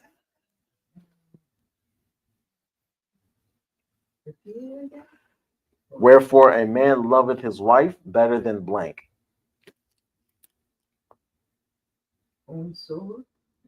No, man. Good try. Good try. That's actually a very good try. His wife better than. I'll give y'all a hint. Okay, I'll tell you what book it's in. It's in First Ezra. It's in First Ezra. Recall, you know? No? You're another hint. The hint is Okay. not really- All right. Okay. A man has a wife, right? Mm. But first, he must do something before he gets a wife. What's that? Oh, Good throw. Wait. Hold on. Before that, it's the first stage in the process. Before that, what was? Wait. What'd you say? Wait. Y'all stay quiet for now. Say what you say, sis. Before that too. Well, now what did you say, Hazi? Before that. Wait, what is before that too? Okay. What's the first step in the process? I know that. Wait, hold on. Thank you. What did you say? Okay, there's your hint. He has to leave his father and mother. So now listen to what I said. Wherefore a man loveth his wife more than blank. His mother as well. Thank you. There you go. First Ezra 4:25. Read that for me, Zach, Yep. please. 4:25. That book of Ezra, First Ezra in the Apocrypha, chapter 4, verse 25. Wherefore a man loveth his wife better than father or mother. There you go. It says a man loves, because this is Ezra's talking about, no, Zerubbabel, I'm sorry. This is Zerubbabel giving his speech about what is the strongest, right? What is the strongest concept? And he said women. Women are stronger than the king. And what did the other two brothers say? That you could slap One the and king one. in his face, take off his crown. Right, exactly. One. The king, and I think the king, wine, and women, or something like that, right? And wisdom. And wisdom. Yeah, Let me see if I can find it. It's early up in the chapter. Wisdom is the last one. Okay. Hold on. There was one that said the king, right? Risen up and read verse. 6. Chapter. 3. 3 and 11. That's where it is. Start at verse 9. That book of Apocrypha, chapter 4, verse 9. Excuse me, 3 verse 9. Yes. verse 9 said, yeah. It says, if he commanded to, 3 verse 9. but still, First Ezra 4, verse 9? 3 verse 9. Pardon me, 3 verse 9. The book of First Ezra, chapter 3, verse 9. And said that when the king is risen, some will give him the writings, and of whose side the king and the 3 princes of Persia shall judge that his sentence is the wisest, to him shall the victory be given as was appointed. Right. Read verse 10. The first wrote, wine is the strongest. So one brother wrote, wine is strongest above everything else, right? Go ahead. The second wrote, the king is strongest. Right. Go The ahead. third wrote, women are strongest. But above all things, truth beareth away the victory. There you go. He said women are the strongest, but above all things, truth. Right? Truth actually bears the victory. The truth always prevails. Con? Con. All right. So jump down to chapter 4, verse 13. In the book of First Ezra, chapter 4, verse 13. Then the third, who has spoken of women and of the truth, this was Zerubbabel, began to speak. O ye men, it is not the great king, nor the multitude of men, neither is it wine that excelleth upon me, excelleth. Who is it then that ruleth them, or hath the lordship over them? Are they not women? Right. So he says, listen, it's not the king, it's not wine, it ain't the armies and none of that. It's women. Women have a lot of power. All right. Women are very, very powerful. All right. And that's how the Lord made them. Okay. Read on. Women have borne the king and all the people that bear rule by sea and land. See, women have borne the king. We all come from women. We're all born of women. Right. Now they're singing. Solomon said this in Wisdom of Solomon. He said, we all, no other king had a different birth. We all came from a woman, right? Read on. From the seed of man, but we are born of a woman. Okay? Read on.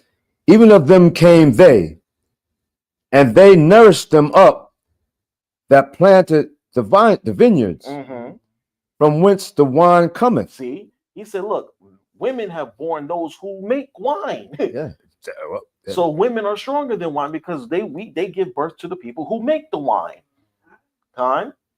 Yeah. Can I say something to you that? But see, some women, not all women, they think that they say, well, I gave you life. Right. But you didn't give me my nose, my feet, my toes. You didn't give me that. Because the word says, before I knew thee in the belly, I knew thee. Jeremiah 1:5. That's real talk. We know that women think life they gave you everything. ultimately comes from the Most High. Yes. Say it again? We all know that life ultimately comes from the Most High. He gives us life. However, he uses women to bear us into the world. No, I was just saying that all women don't see it that way. They I gave you life, I gave you a nose, your feet. No, I came out of your womb. Right. He said before I formed you in the belly. It's real talk, right? True. We know that. We know that. But some women, I get it. That's okay. They won't say that to me. Read on, Zach. What? Let your wife know what time it is. Read on. I'm not sure your phone. Verse 17. Yeah, verse 17. What's that? The first Ezra 4, verse 17. These also make garments for men, who these bring glory unto men, and without women cannot men be. I want you to underline that and highlight that verse right there. Wow. Okay, because it's important. It's important for us to understand. Without women, men cannot be. We cannot be born without them. We can't be a nation without them. Am I wrong? Right and exact. You're right. Vice versa. And vice versa. That's how it's designed to be that way. Of course, but think about it like this: if every woman on the planet decided to not lay with us and stop giving birth, they say, we're not having no more children. What are we gonna do as men? Go to another nation. Stop it. Stop it. Another day, that was a joke. You just joke. I would never. That's all. Because I'm gonna let the scriptures answer that. All right. Hold what you got, Zach. Hold what you got. Get me I believe it's Titus 2:11. Remember that scripture that's talking about when you go to war and you get a For a year. Stay home. Stay home for a year. For a year. you get a concubine and I can't remember what it said, but I remember that. Like you could take her after a while. The Titus 2:11? I think that's it. Hold on. Let me sure I'm in the right spot.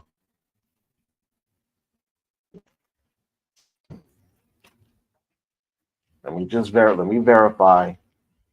Give me 1 second. I want to be correct when I say this. Is it 2:4?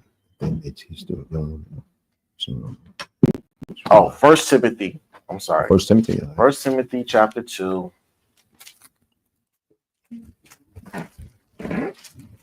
right?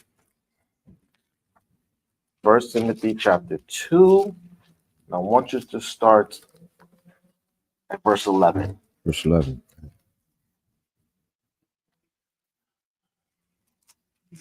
Now, the book of King James Version of the Bible, 1 Timothy chapter 2, verse 11. It is a faithful saying. No, 1 Timothy 11? 2 and 11. That's second. Timothy My 2 bad. and 11.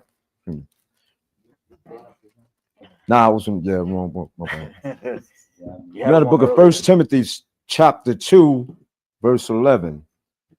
Let the woman learn in silence with all subjection. Right. So the woman has a role in the church, right? To learn in silence with all objection. However, subjection, we let y'all ask questions though, right? And we let y'all make comments, right? But the woman's supposed to learn in silence, right? Now, if a woman sees something wrong up here, she's supposed to say something, right? So it's not supposed to just be like letting evil slide. No, it's supposed to be order in the church. That's basically what it is. All right. Read on. Verse 12. But I suffer not a woman to teach, Not nor to teach, right? Go ahead. nor usurp authority over the man, Right. but to be in silence. Now, here's the commandment. Now, here's the reason why. All right. Go ahead. For Adam was first formed, then Eve. Right. So he's letting you know, number one, there's an order. There's a hierarchy. Okay. Said Adam first, then Eve. Now, here's the real reason why. Go ahead. And Adam was not deceived, Right. but the woman being deceived was in the transgression. There it goes. That's why. That's why. Because that's her punishment, essentially. Okay. She was a lot of people, we forget that Eve was the one who was actually deceived, but the punishment fell on Adam. Why? He was the order. He was the leader. The leader. Right? He was the leader, right? So hold on, sis. Like, whenever, how many of y'all are the firstborn of your parents? Right? How many times did you get in trouble for your little brothers and sisters whenever they went off? Especially when you were told to watch them, right? You got, huh? Must be nice. Must be nice. But it happens a lot. Parents put the elders in charge and say, hey, look, when they mess up, we put you in charge. Why is the house a mess like this? Right? So when Eve being deceived, she was the one who was in the transgression. Okay, she was the one who did that. She was the one who actually brought the sin to Adam. He was supposed to stop her, but because she taught him something that he should not have known, the Lord said, we can't do that. And not only that, sis, but especially during your younger years, there are a lot of things that go on, especially within your bodies, that prevent you from becoming before the Most High, right? For example, right, the menstrual cycle makes you unclean, correct? Now, if a woman is a priest, she cannot perform her priestly duties at all times, because when she's on her menstrual cycle, she has to be away from the congregation. If she gives birth, she's also unclean for a certain amount of time. She has to be away from the congregation, 80 days or 40 days, depending on the gender of the child. So there's certain restrictions on y'all. And also, let's also keep in mind the context of when this was written too. This was the 1st century. Nobody, A, respected women. B, they would do whatever. Imagine a woman going on by her own around the world teaching contrary to what the country that they were in taught. They would have their way with her. They would do whatever they wanted to her. You know what I mean? Unfortunately, that's the way that it is. That's the way that it is now. We commit all kinds of violence against women around the world. Can you imagine back then a black woman talking about Yahushua is the true Lord? Oh, they would have their way with her. They would do whatever they wished to her. And the Lord said, no, we can't do that. We can't have that, because we need our women to teach the younger children. And it's really for your protection. This is dangerous work that we do. Teaching out in the streets and even up here, it can be dangerous work. So it's also to protect y'all.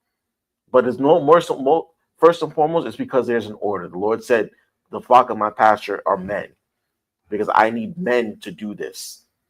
And not just any old man either. It's a certain kind of man to go out and teach this word, right? Understand?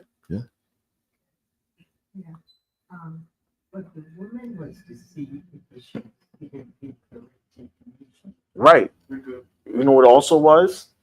She wasn't being protected by her husband. She left her husband's protection. That's what also happened.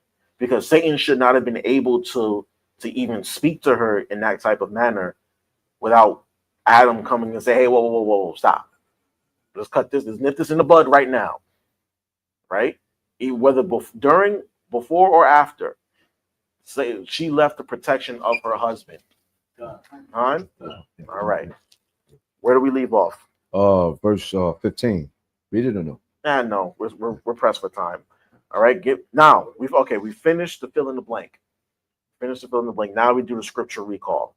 All right. I'm gonna read a verse or verses, and y'all tell me where it's at. All right.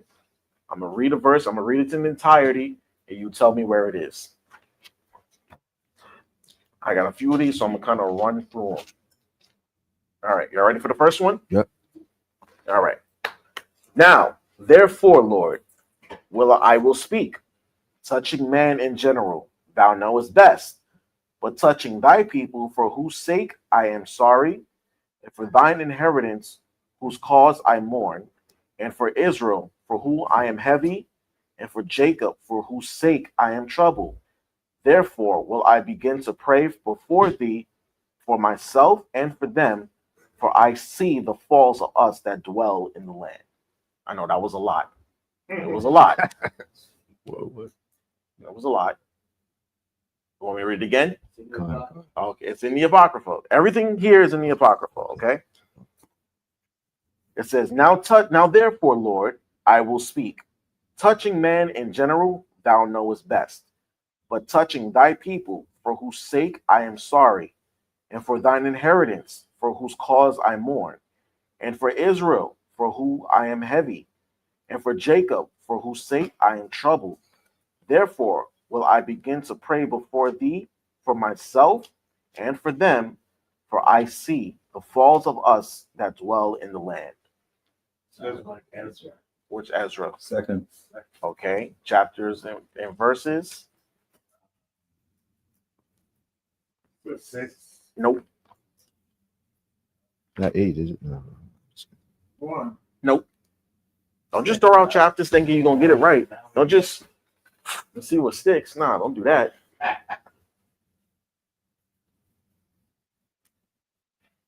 Y'all had the right book, Second Esdras. Okay. Now, what's the chapter and verse or verses? I think I got him. Vengeance is mine, saith the Lord, right?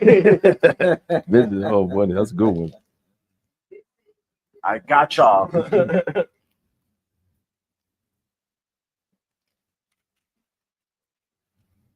One more time.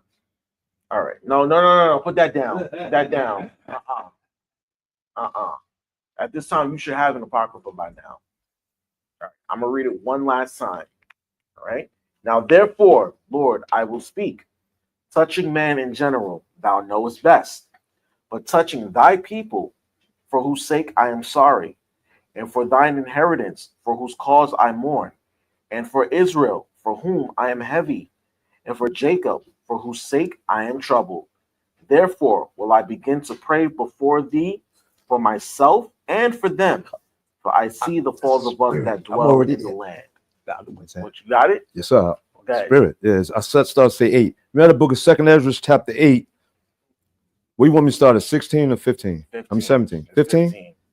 It's 15 to 17, actually. Remember the book of Second Ezra, chapter 8, verse 15. Now, therefore, Lord Adonai, I will speak. Touching man in general, thou knowest best, but touching thy people, for those sake I am sorry. And for thy inheritance, for whose cause I mourn, and for Israel, for whom I am heavy, and for Jacob, for whose sake I am troubled. Therefore will I begin to pray before thee for myself and for them. For I see the falls of us that dwell in the land. See, there it is. That's one of my favorite scriptures. Favorite. All right. Now, from there, we're going to go to the next one. All right. Y'all ready? All right. For as it was your mind to go astray from the Most High, so being returned, seek him 10 times more. No, sir. No. Still in the Apocrypha. No, Everything's no. in the Apocrypha. Yeah, yeah. Ecclesiasticus. Ecclesiasticus what? Huh. Wrong. Oh, right. Read it again. Yeah, that's it. For as it was your mind to go astray from the Most High, so being returned, seek him 10 times more.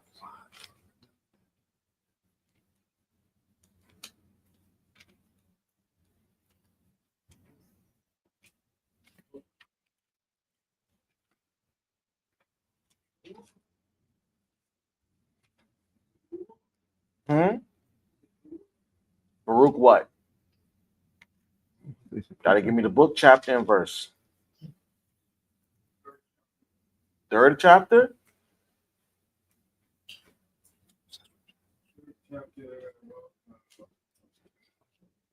Mm-mm. Close, but no cigar. 28. Yeah, there we go. Baruch 4 and 28. You cheater. What is it? Baruch 4 and 28. Yeah. Another book of Baruch, chapter 4, verse 28. For as it was your mind to go astray from the Most High omnipotent power, so being returned, seek him 10 times more. For he hath, excuse me. No, you have to read 29. That's it? No. So, in other words, if you stray from the Most High, You gotta come back 10 times stronger. And you come back.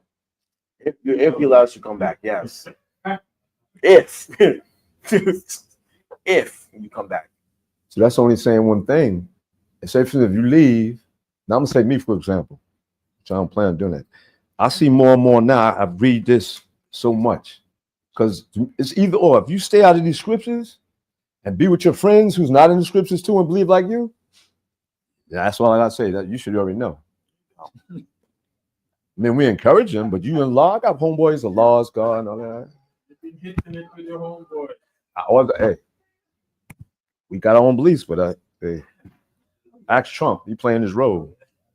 That is something else. Something else. I don't put nobody before him. I can't do it. All right, next one. Can't do Okay.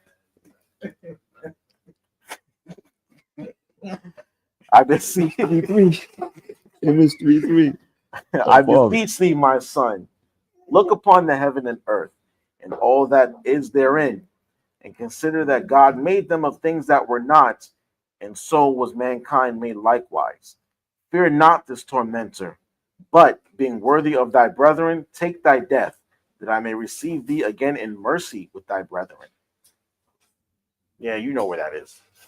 If you don't get this in 30 seconds, I'm going to be very disappointed in you. No. Can you read it again, Paul? Oh, hold on. She got it. She got it. Second match. 7-1? No, which 2 verses did I read? Just the 2 verses I read. No, not the mother. 7. She's right. It's the second Maccabee 7. Can you read it again? No. All right. I beseech thee, my son, look upon the heaven and the earth and all that is therein, and consider that the Most High made them of things that were not, and so was mankind made likewise. Fear not this tormentor, but being worthy of thy brethren, take thy death, that I may receive thee again in mercy with thy brethren. 2 Matthew 7 29. and 28, 29. 28 and 29. That's right. Oh, 7. Yeah, that's right. That's mother, yes. who watched 7, all of her 29, sons right? get killed, tortured and killed. Well, 28 and 29. Oh, 20. Yep. She said, "I'm gonna get you back. Don't worry. You're gonna be. I'm gonna receive you Yeah, again." right. Yeah, I was right there, right there. Yeah, That's yeah. good faith. Because her, remember, they were tormenting her sons to get them to eat pork and all this other stuff, and they wouldn't do it. And they said, "Yo, we'd rather die than eat swine." 728, right? 728 and Well, I was 29. right, you said seven. Okay. Mother, man, encouraging her sons. I showed you she knew the scriptures too, man. That's right. She said it again. Yeah, strong faith. Strong faith. What? Yeah. All right, next one. This one should be easy. Y'all better get this one. Like, this is too easy. Hope you can say All right. what you say. For he hath given me certain knowledge of the things that are, namely, to know how the world was made and the operation of the elements. The big Wisdom of Solomon, what? 7. Uh-huh. No. You're close.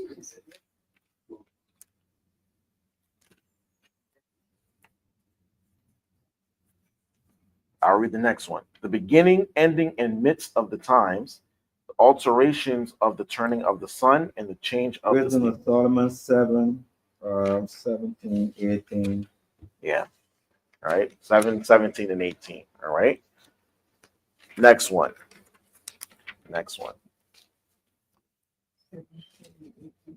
Yes. Wisdom of Solomon, chapter 7, verses 17 and 18. All right. Next one. Forego not a wise and good woman, for her grace is above gold. Read it one more. Forego not a wise and good woman, for her grace is above gold. Ecclesiastes. Not Ecclesiastes. Yeah, of course. In the Apocrypha. Of course. Yes, of course. Right. Say that again. Forego not a wise and good woman, for her grace is above gold.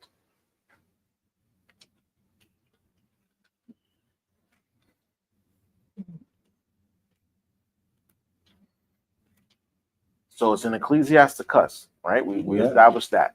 Yeah. Anybody know the chapter and verse? Hold on.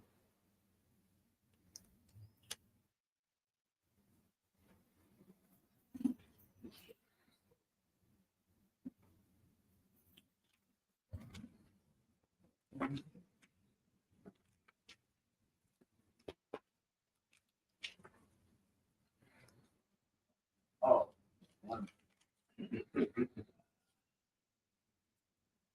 Y'all give up? No. No. All right. I'm just making sure now.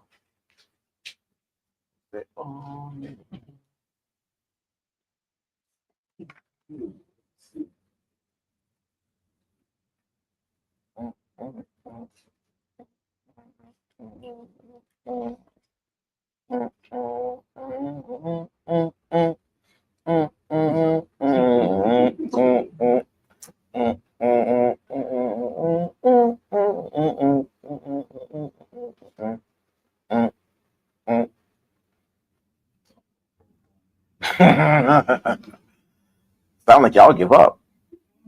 No? All right, I stand corrected. I'm sorry.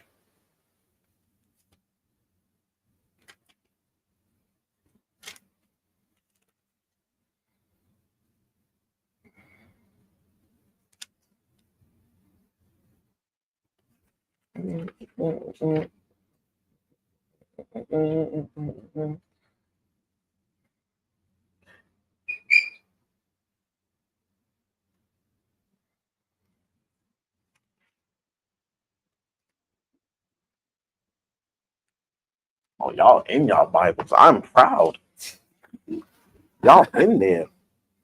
I've never seen so many people look in their Bible at once. It's in the Apocrypha. It's in the Apocrypha or the Yeah, Bible? of course. We Apocrypha. I thought it said Ecclesiasticus. everything John talked in the Apocrypha. Mhm. Maybe. All right. Do y'all want Another hint. a hint? Read it one more time. So I'll it's a read. gold one. I'll read the next verse. Oh no, the verse before it. Change not a friend for any good by no means, neither a faithful brother for the gold of Ophir. Forego not a wise and good woman, for her grace is above gold.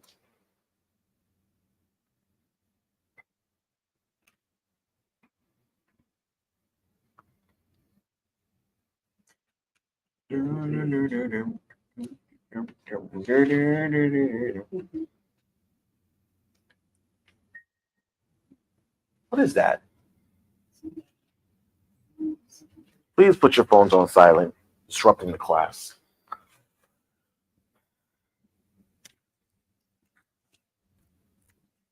I'll give y'all another verse in the same chapter.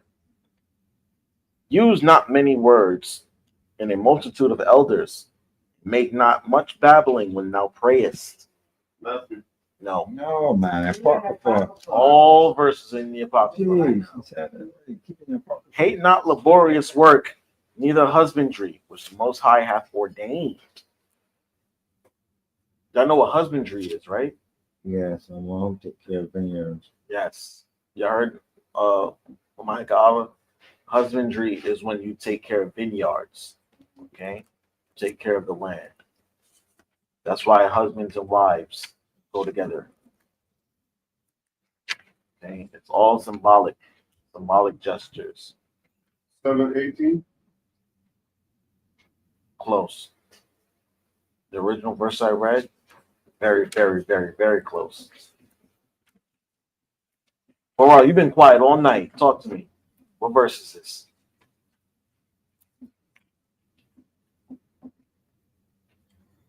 7:19. Thank you. Read it. Go to the book of Apocrypha, Ecclesiasticus 7, verse 19. Mm-hmm. Forego not a wise, Forego. wait for me. Forego not a wise and good woman, for her grace is above gold. That's what I'm saying. Don't let them women, don't let them type of women go. Y'all need to hold on to them. That's what the scripture's saying. Hold on to a wise and gracious woman. Better than gold. Right? A woman that is loving and kind and gracious is better than gold. All right. Next one. Next one. Y'all ready? Good. All right. Remember, we're staying in the Apocrypha. Beware of all whoredom, my son, and chiefly take a wife of the seed of thy fathers, and take not a strange woman to wife, which is not of thy father's tribe. We are the children of the prophets, Noah, Abraham, Isaac, and Jacob. Tobit. Okay, Tobit what? There they go sacrificing goats again. You hear it, right? Did y'all know? Wait, hold on. No, I can't be the only one that just found this out. Right. Did y'all know that there's a Santeria spot 2 doors down? Say it again. What now? What? Santeria. They do Santeria 2 doors down. No. We heard Yes. You need to come to the temple. Every Saturday? They got satellites there too. Really? Yeah, I see. Yeah. Wow. Last weekend. Was it last weekend? Or was it 2 weekends ago? 2 weeks ago when we had the new moon. I'm out there doing at first it was a goat. First it was a goat and then it was a chicken right behind it. Well, I'm just like, what the hell is that? Sounded like an actual person. And you hear the I'm like, oh nah, burn some incense. Somebody please burn the incense. Because I can't no. Witchcraft in what? Oh, I can't believe I just found this out. Maybe I'm just Yes. Yes. Last time I was here, I was standing right next door, before the by the store. With the shrubs on the door. I had no idea. Santeria is a form of witchcraft. They sacrifice goats and chickens over there as part of like their initiation process. It's So when you want to see me white, you think I'm no. We know that you come in here. too. Wow. No, not at all. I know you know better. 4 and 12. Yes, the scriptures. Yes, the answer to the scriptures 4 and 12. Tobit 4 and 12. I know it. All right, I'm gonna read the whole verse this time because y'all actually like caught it before. Okay, Tobit 4 and 12. Beware of all Yep. whoredom, my son, and chiefly take a wife of the seed of thy fathers, and take not a strange woman to wife, which is not of thy father's tribe. So we all know that we're supposed to marry Israelite women, right? All right. For we are the children of the prophets, Noah, Abraham, Isaac, and Jacob. Remember, my son, that our fathers went from the beginning, even that they all marry wives of their own kindred, and were blessed in their children, and their seed shall inherit the land. Okay? So yes, we all have to marry within our nation. You can marry into different tribes, but we have to marry within our nation. Right on. All right. Hey, to me, there's no better woman on the planet than the Israelite woman. Right. All right. No better woman. Then there you go. Say it again. That's right. All right. All right. We're almost done. I got 4 more. Okay, 4 more. Mm-hmm. All right. 4 more. Next one. Let me see how far it is. Give me a second. Oh, right here. Perfect. Bing, bing, bing, bing, bing, bing, boom. Okay, there we go. Y'all ready? Yeah. Now, therefore, my Lord and Governor, if there be any Judith. Judith, what? Read it. He ain't finished his verse, but yeah. Read it. Right? If there be any error in this people, and they sin against their God, let us consider that this shall be their ruin, and let us go up, and we shall overcome them.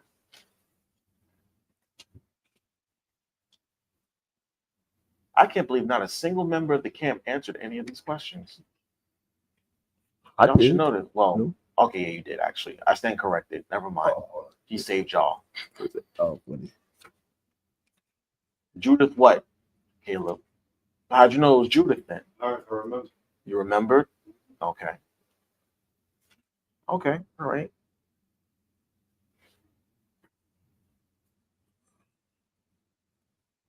Should I read the next verse? Oh, you got it? Yeah, I believe to say, yeah. Read that book of Judith, chapter 5, verse 20. Ah, here we go. My man. Read it. Now, therefore, my Lord Adawan and Governor, if there be any error in his people, and they sin against their power, let us consider that this shall be their ruin. And let us go up, and we shall overcome them. Right. This was what's that devil's name? Yes. Yes. He told what's his name that if he wanted to overtake us, then he had to catch us when we were in the midst of sin, because they understood that if we were in the midst of sin, that the Most High would not defend us anymore. All right. In fact, read the next verse too. Yeah, verse 21. It says, but if there be no iniquity in their nation, let my Lord Adawan now pass by. Right. Lest their Lord Adawan defend them, and their omnipotent power be for them, and we become a reproach before all the world. There we go. So he knew that if we were in the midst of sin, we were vulnerable.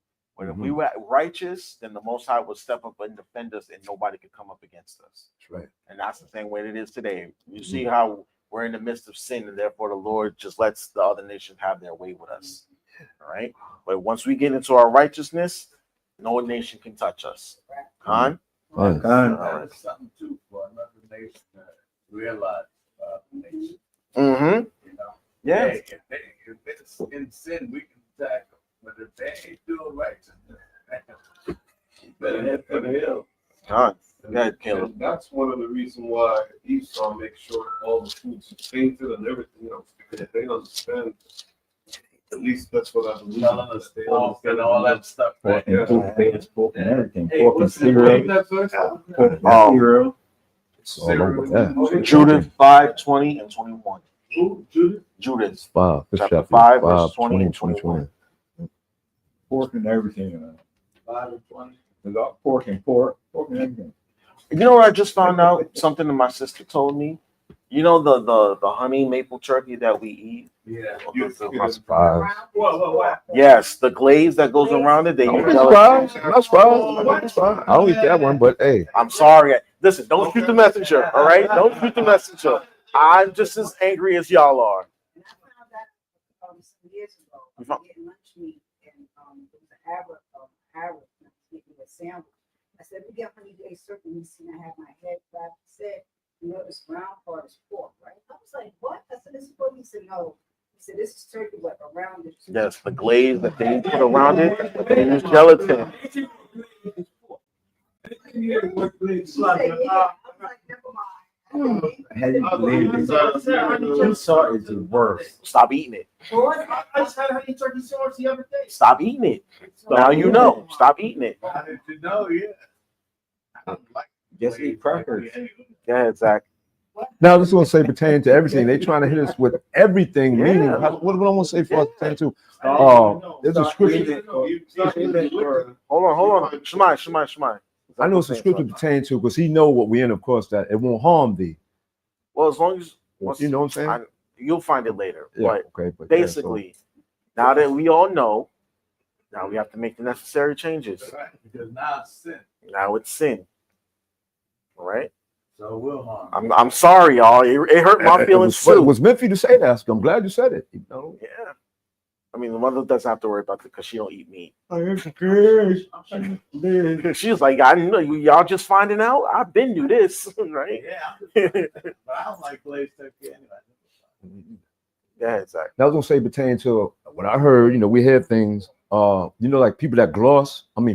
Uh-huh. That they put like vaccine components in that. What? And you know that thing you use to floss your teeth. Yeah, that's The dental Yeah, floss. yeah. Put between your teeth. Yeah, we hear these things, but like I said with the turkey, I'm not surprised if putting vaccine components in that. So normally they're trying to get it. They know who we are. Like the same ingredients that are in the vaccine is in the floss, the actual dental floss. They getting everything. The important part is it something that you can't mess with? some type of poison that they have in it. Use piece of trash, man. I have to eat crackers. Or use a like the water brother pick. just I said. use a water They pick. put some in the crackers Right? too. It bro. shoots the water in between my teeth. That works. You can't do that if you got the cavity. Put your water in there, man. That's in trouble. All right. That's why sometimes I have nails too. What? He's talking A nail or a toothbrush, they put it in everything. I'm so greedy.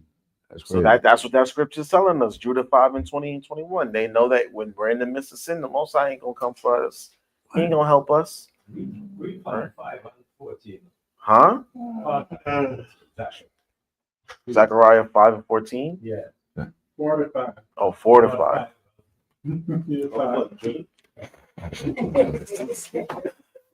That's crazy. Oh man. All right. Last two. Oh, I'm sorry, last three. That's me. This one y'all should get because we kind of just read it. All right. And letting all those things go, do they not gape and even with open mouth fix their eyes fast upon her? And have not all men more desire unto her than unto silver or gold, or any goodly thing whatsoever? A man leaveth his own father and brought him up in his own country and cleaveth unto his wife. We just read it. Y'all should know this. We just read it.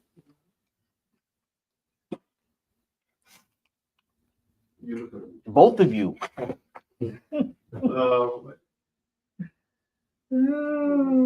We just read it like less than 20 minutes ago. Come on, y'all. Oh, Lord. Oh, Lord. Y'all, what am I going to do with these people? Good answer. Good answer. And if the sisters know, we just read it. What you said again, Paul? Me. All right. I'm going to read it one more time. Okay. No. And letting all those things go, do they not gape and even with open mouth fix their eyes fast on her? And have not all men more desire unto her than unto silver or gold, or any goodly thing whatsoever? That's the thing with Zerubbabel. Yeah. A man leaveth his own father that brought him up in his own country and cleaveth unto his wife. I can't believe it either. Ezra is the fourth chapter Uh-huh. and around the 31st verse. No, you went too far. Read it again. All right. And letting all those things go, do they not gape, and even with open mouth fix their eyes fast on her? And You're speaking about Verse 19. which and- is stronger, which is woman. yes. And he said that it was the women that were the strongest, right? So you said verse 19 and 20. there we go. All right. First century, 19. First Ezra chapter 4, verses 19 and 20. Okay. Verses 19 and 20. Y'all should have got that easily. How quickly we fall asleep. Yeah. All right, last two. Where's it at? Where's it at? Where's it at? Okay.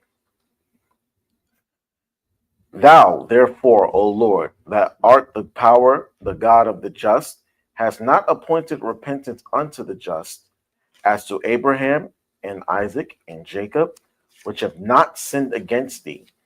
But thou hast appointed repentance unto me that am a sinner, for I have sinned above the number of the sands of the sea.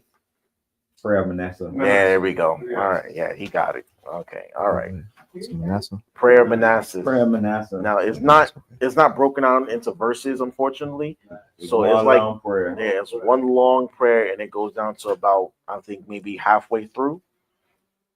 Yes, it's about halfway through the prayer. It says, "Thou therefore, O Lord, that art the God of the just, hast not appointed repentance unto the just, as to Abraham, Isaac, and Jacob, which have not sinned against thee.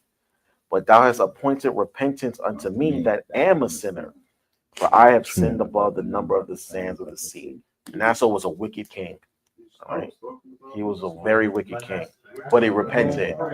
Yeah, but he repented. Okay, he was in prison when he made this prayer. I was talking about him this morning. I was saying how merciful the Most High is. Mm-hmm. After you did all of that, that's how you know the Most High is truly merciful. Mm-hmm. Because that was a king. Yep. All right. Deserve that, eh? But then when you see, after all of that, you realize that the only person you could call and depend on Was the Most High, that's right. And he was the longest reigning king. Mm-hmm. 55 years. You can't make this up, man. 55 years. He said, "I'm gonna wait till he get it." No, I'm gonna wait. He gonna He gonna mess up. he gonna mess up, but he gonna get it right in the end. All right, last one. Y'all ready? Last one. Put off, O Jerusalem, the garment of thy mourning and affliction, and put on the comeliness of the glory that cometh from God forever. Ezra. No. Mm-mm. Read it again. Okay. Put off, O Jerusalem, the garment of thy mourning and affliction, and put on the comeliness of the glory that cometh from the Most High forever. Is it in Wisdom 7? No, ma'am. That's in the Apocrypha, bro. All of it's in the Apocrypha. Every scripture recall was in the Apocrypha. Second Angels. No, sir. It's not Judah. No, sir. No, ma'am. Baruch. Baruch what? Oh, it is in Baruch. Mhm. Sound like it. Baruch. Baruch. Or No. Baruch 5.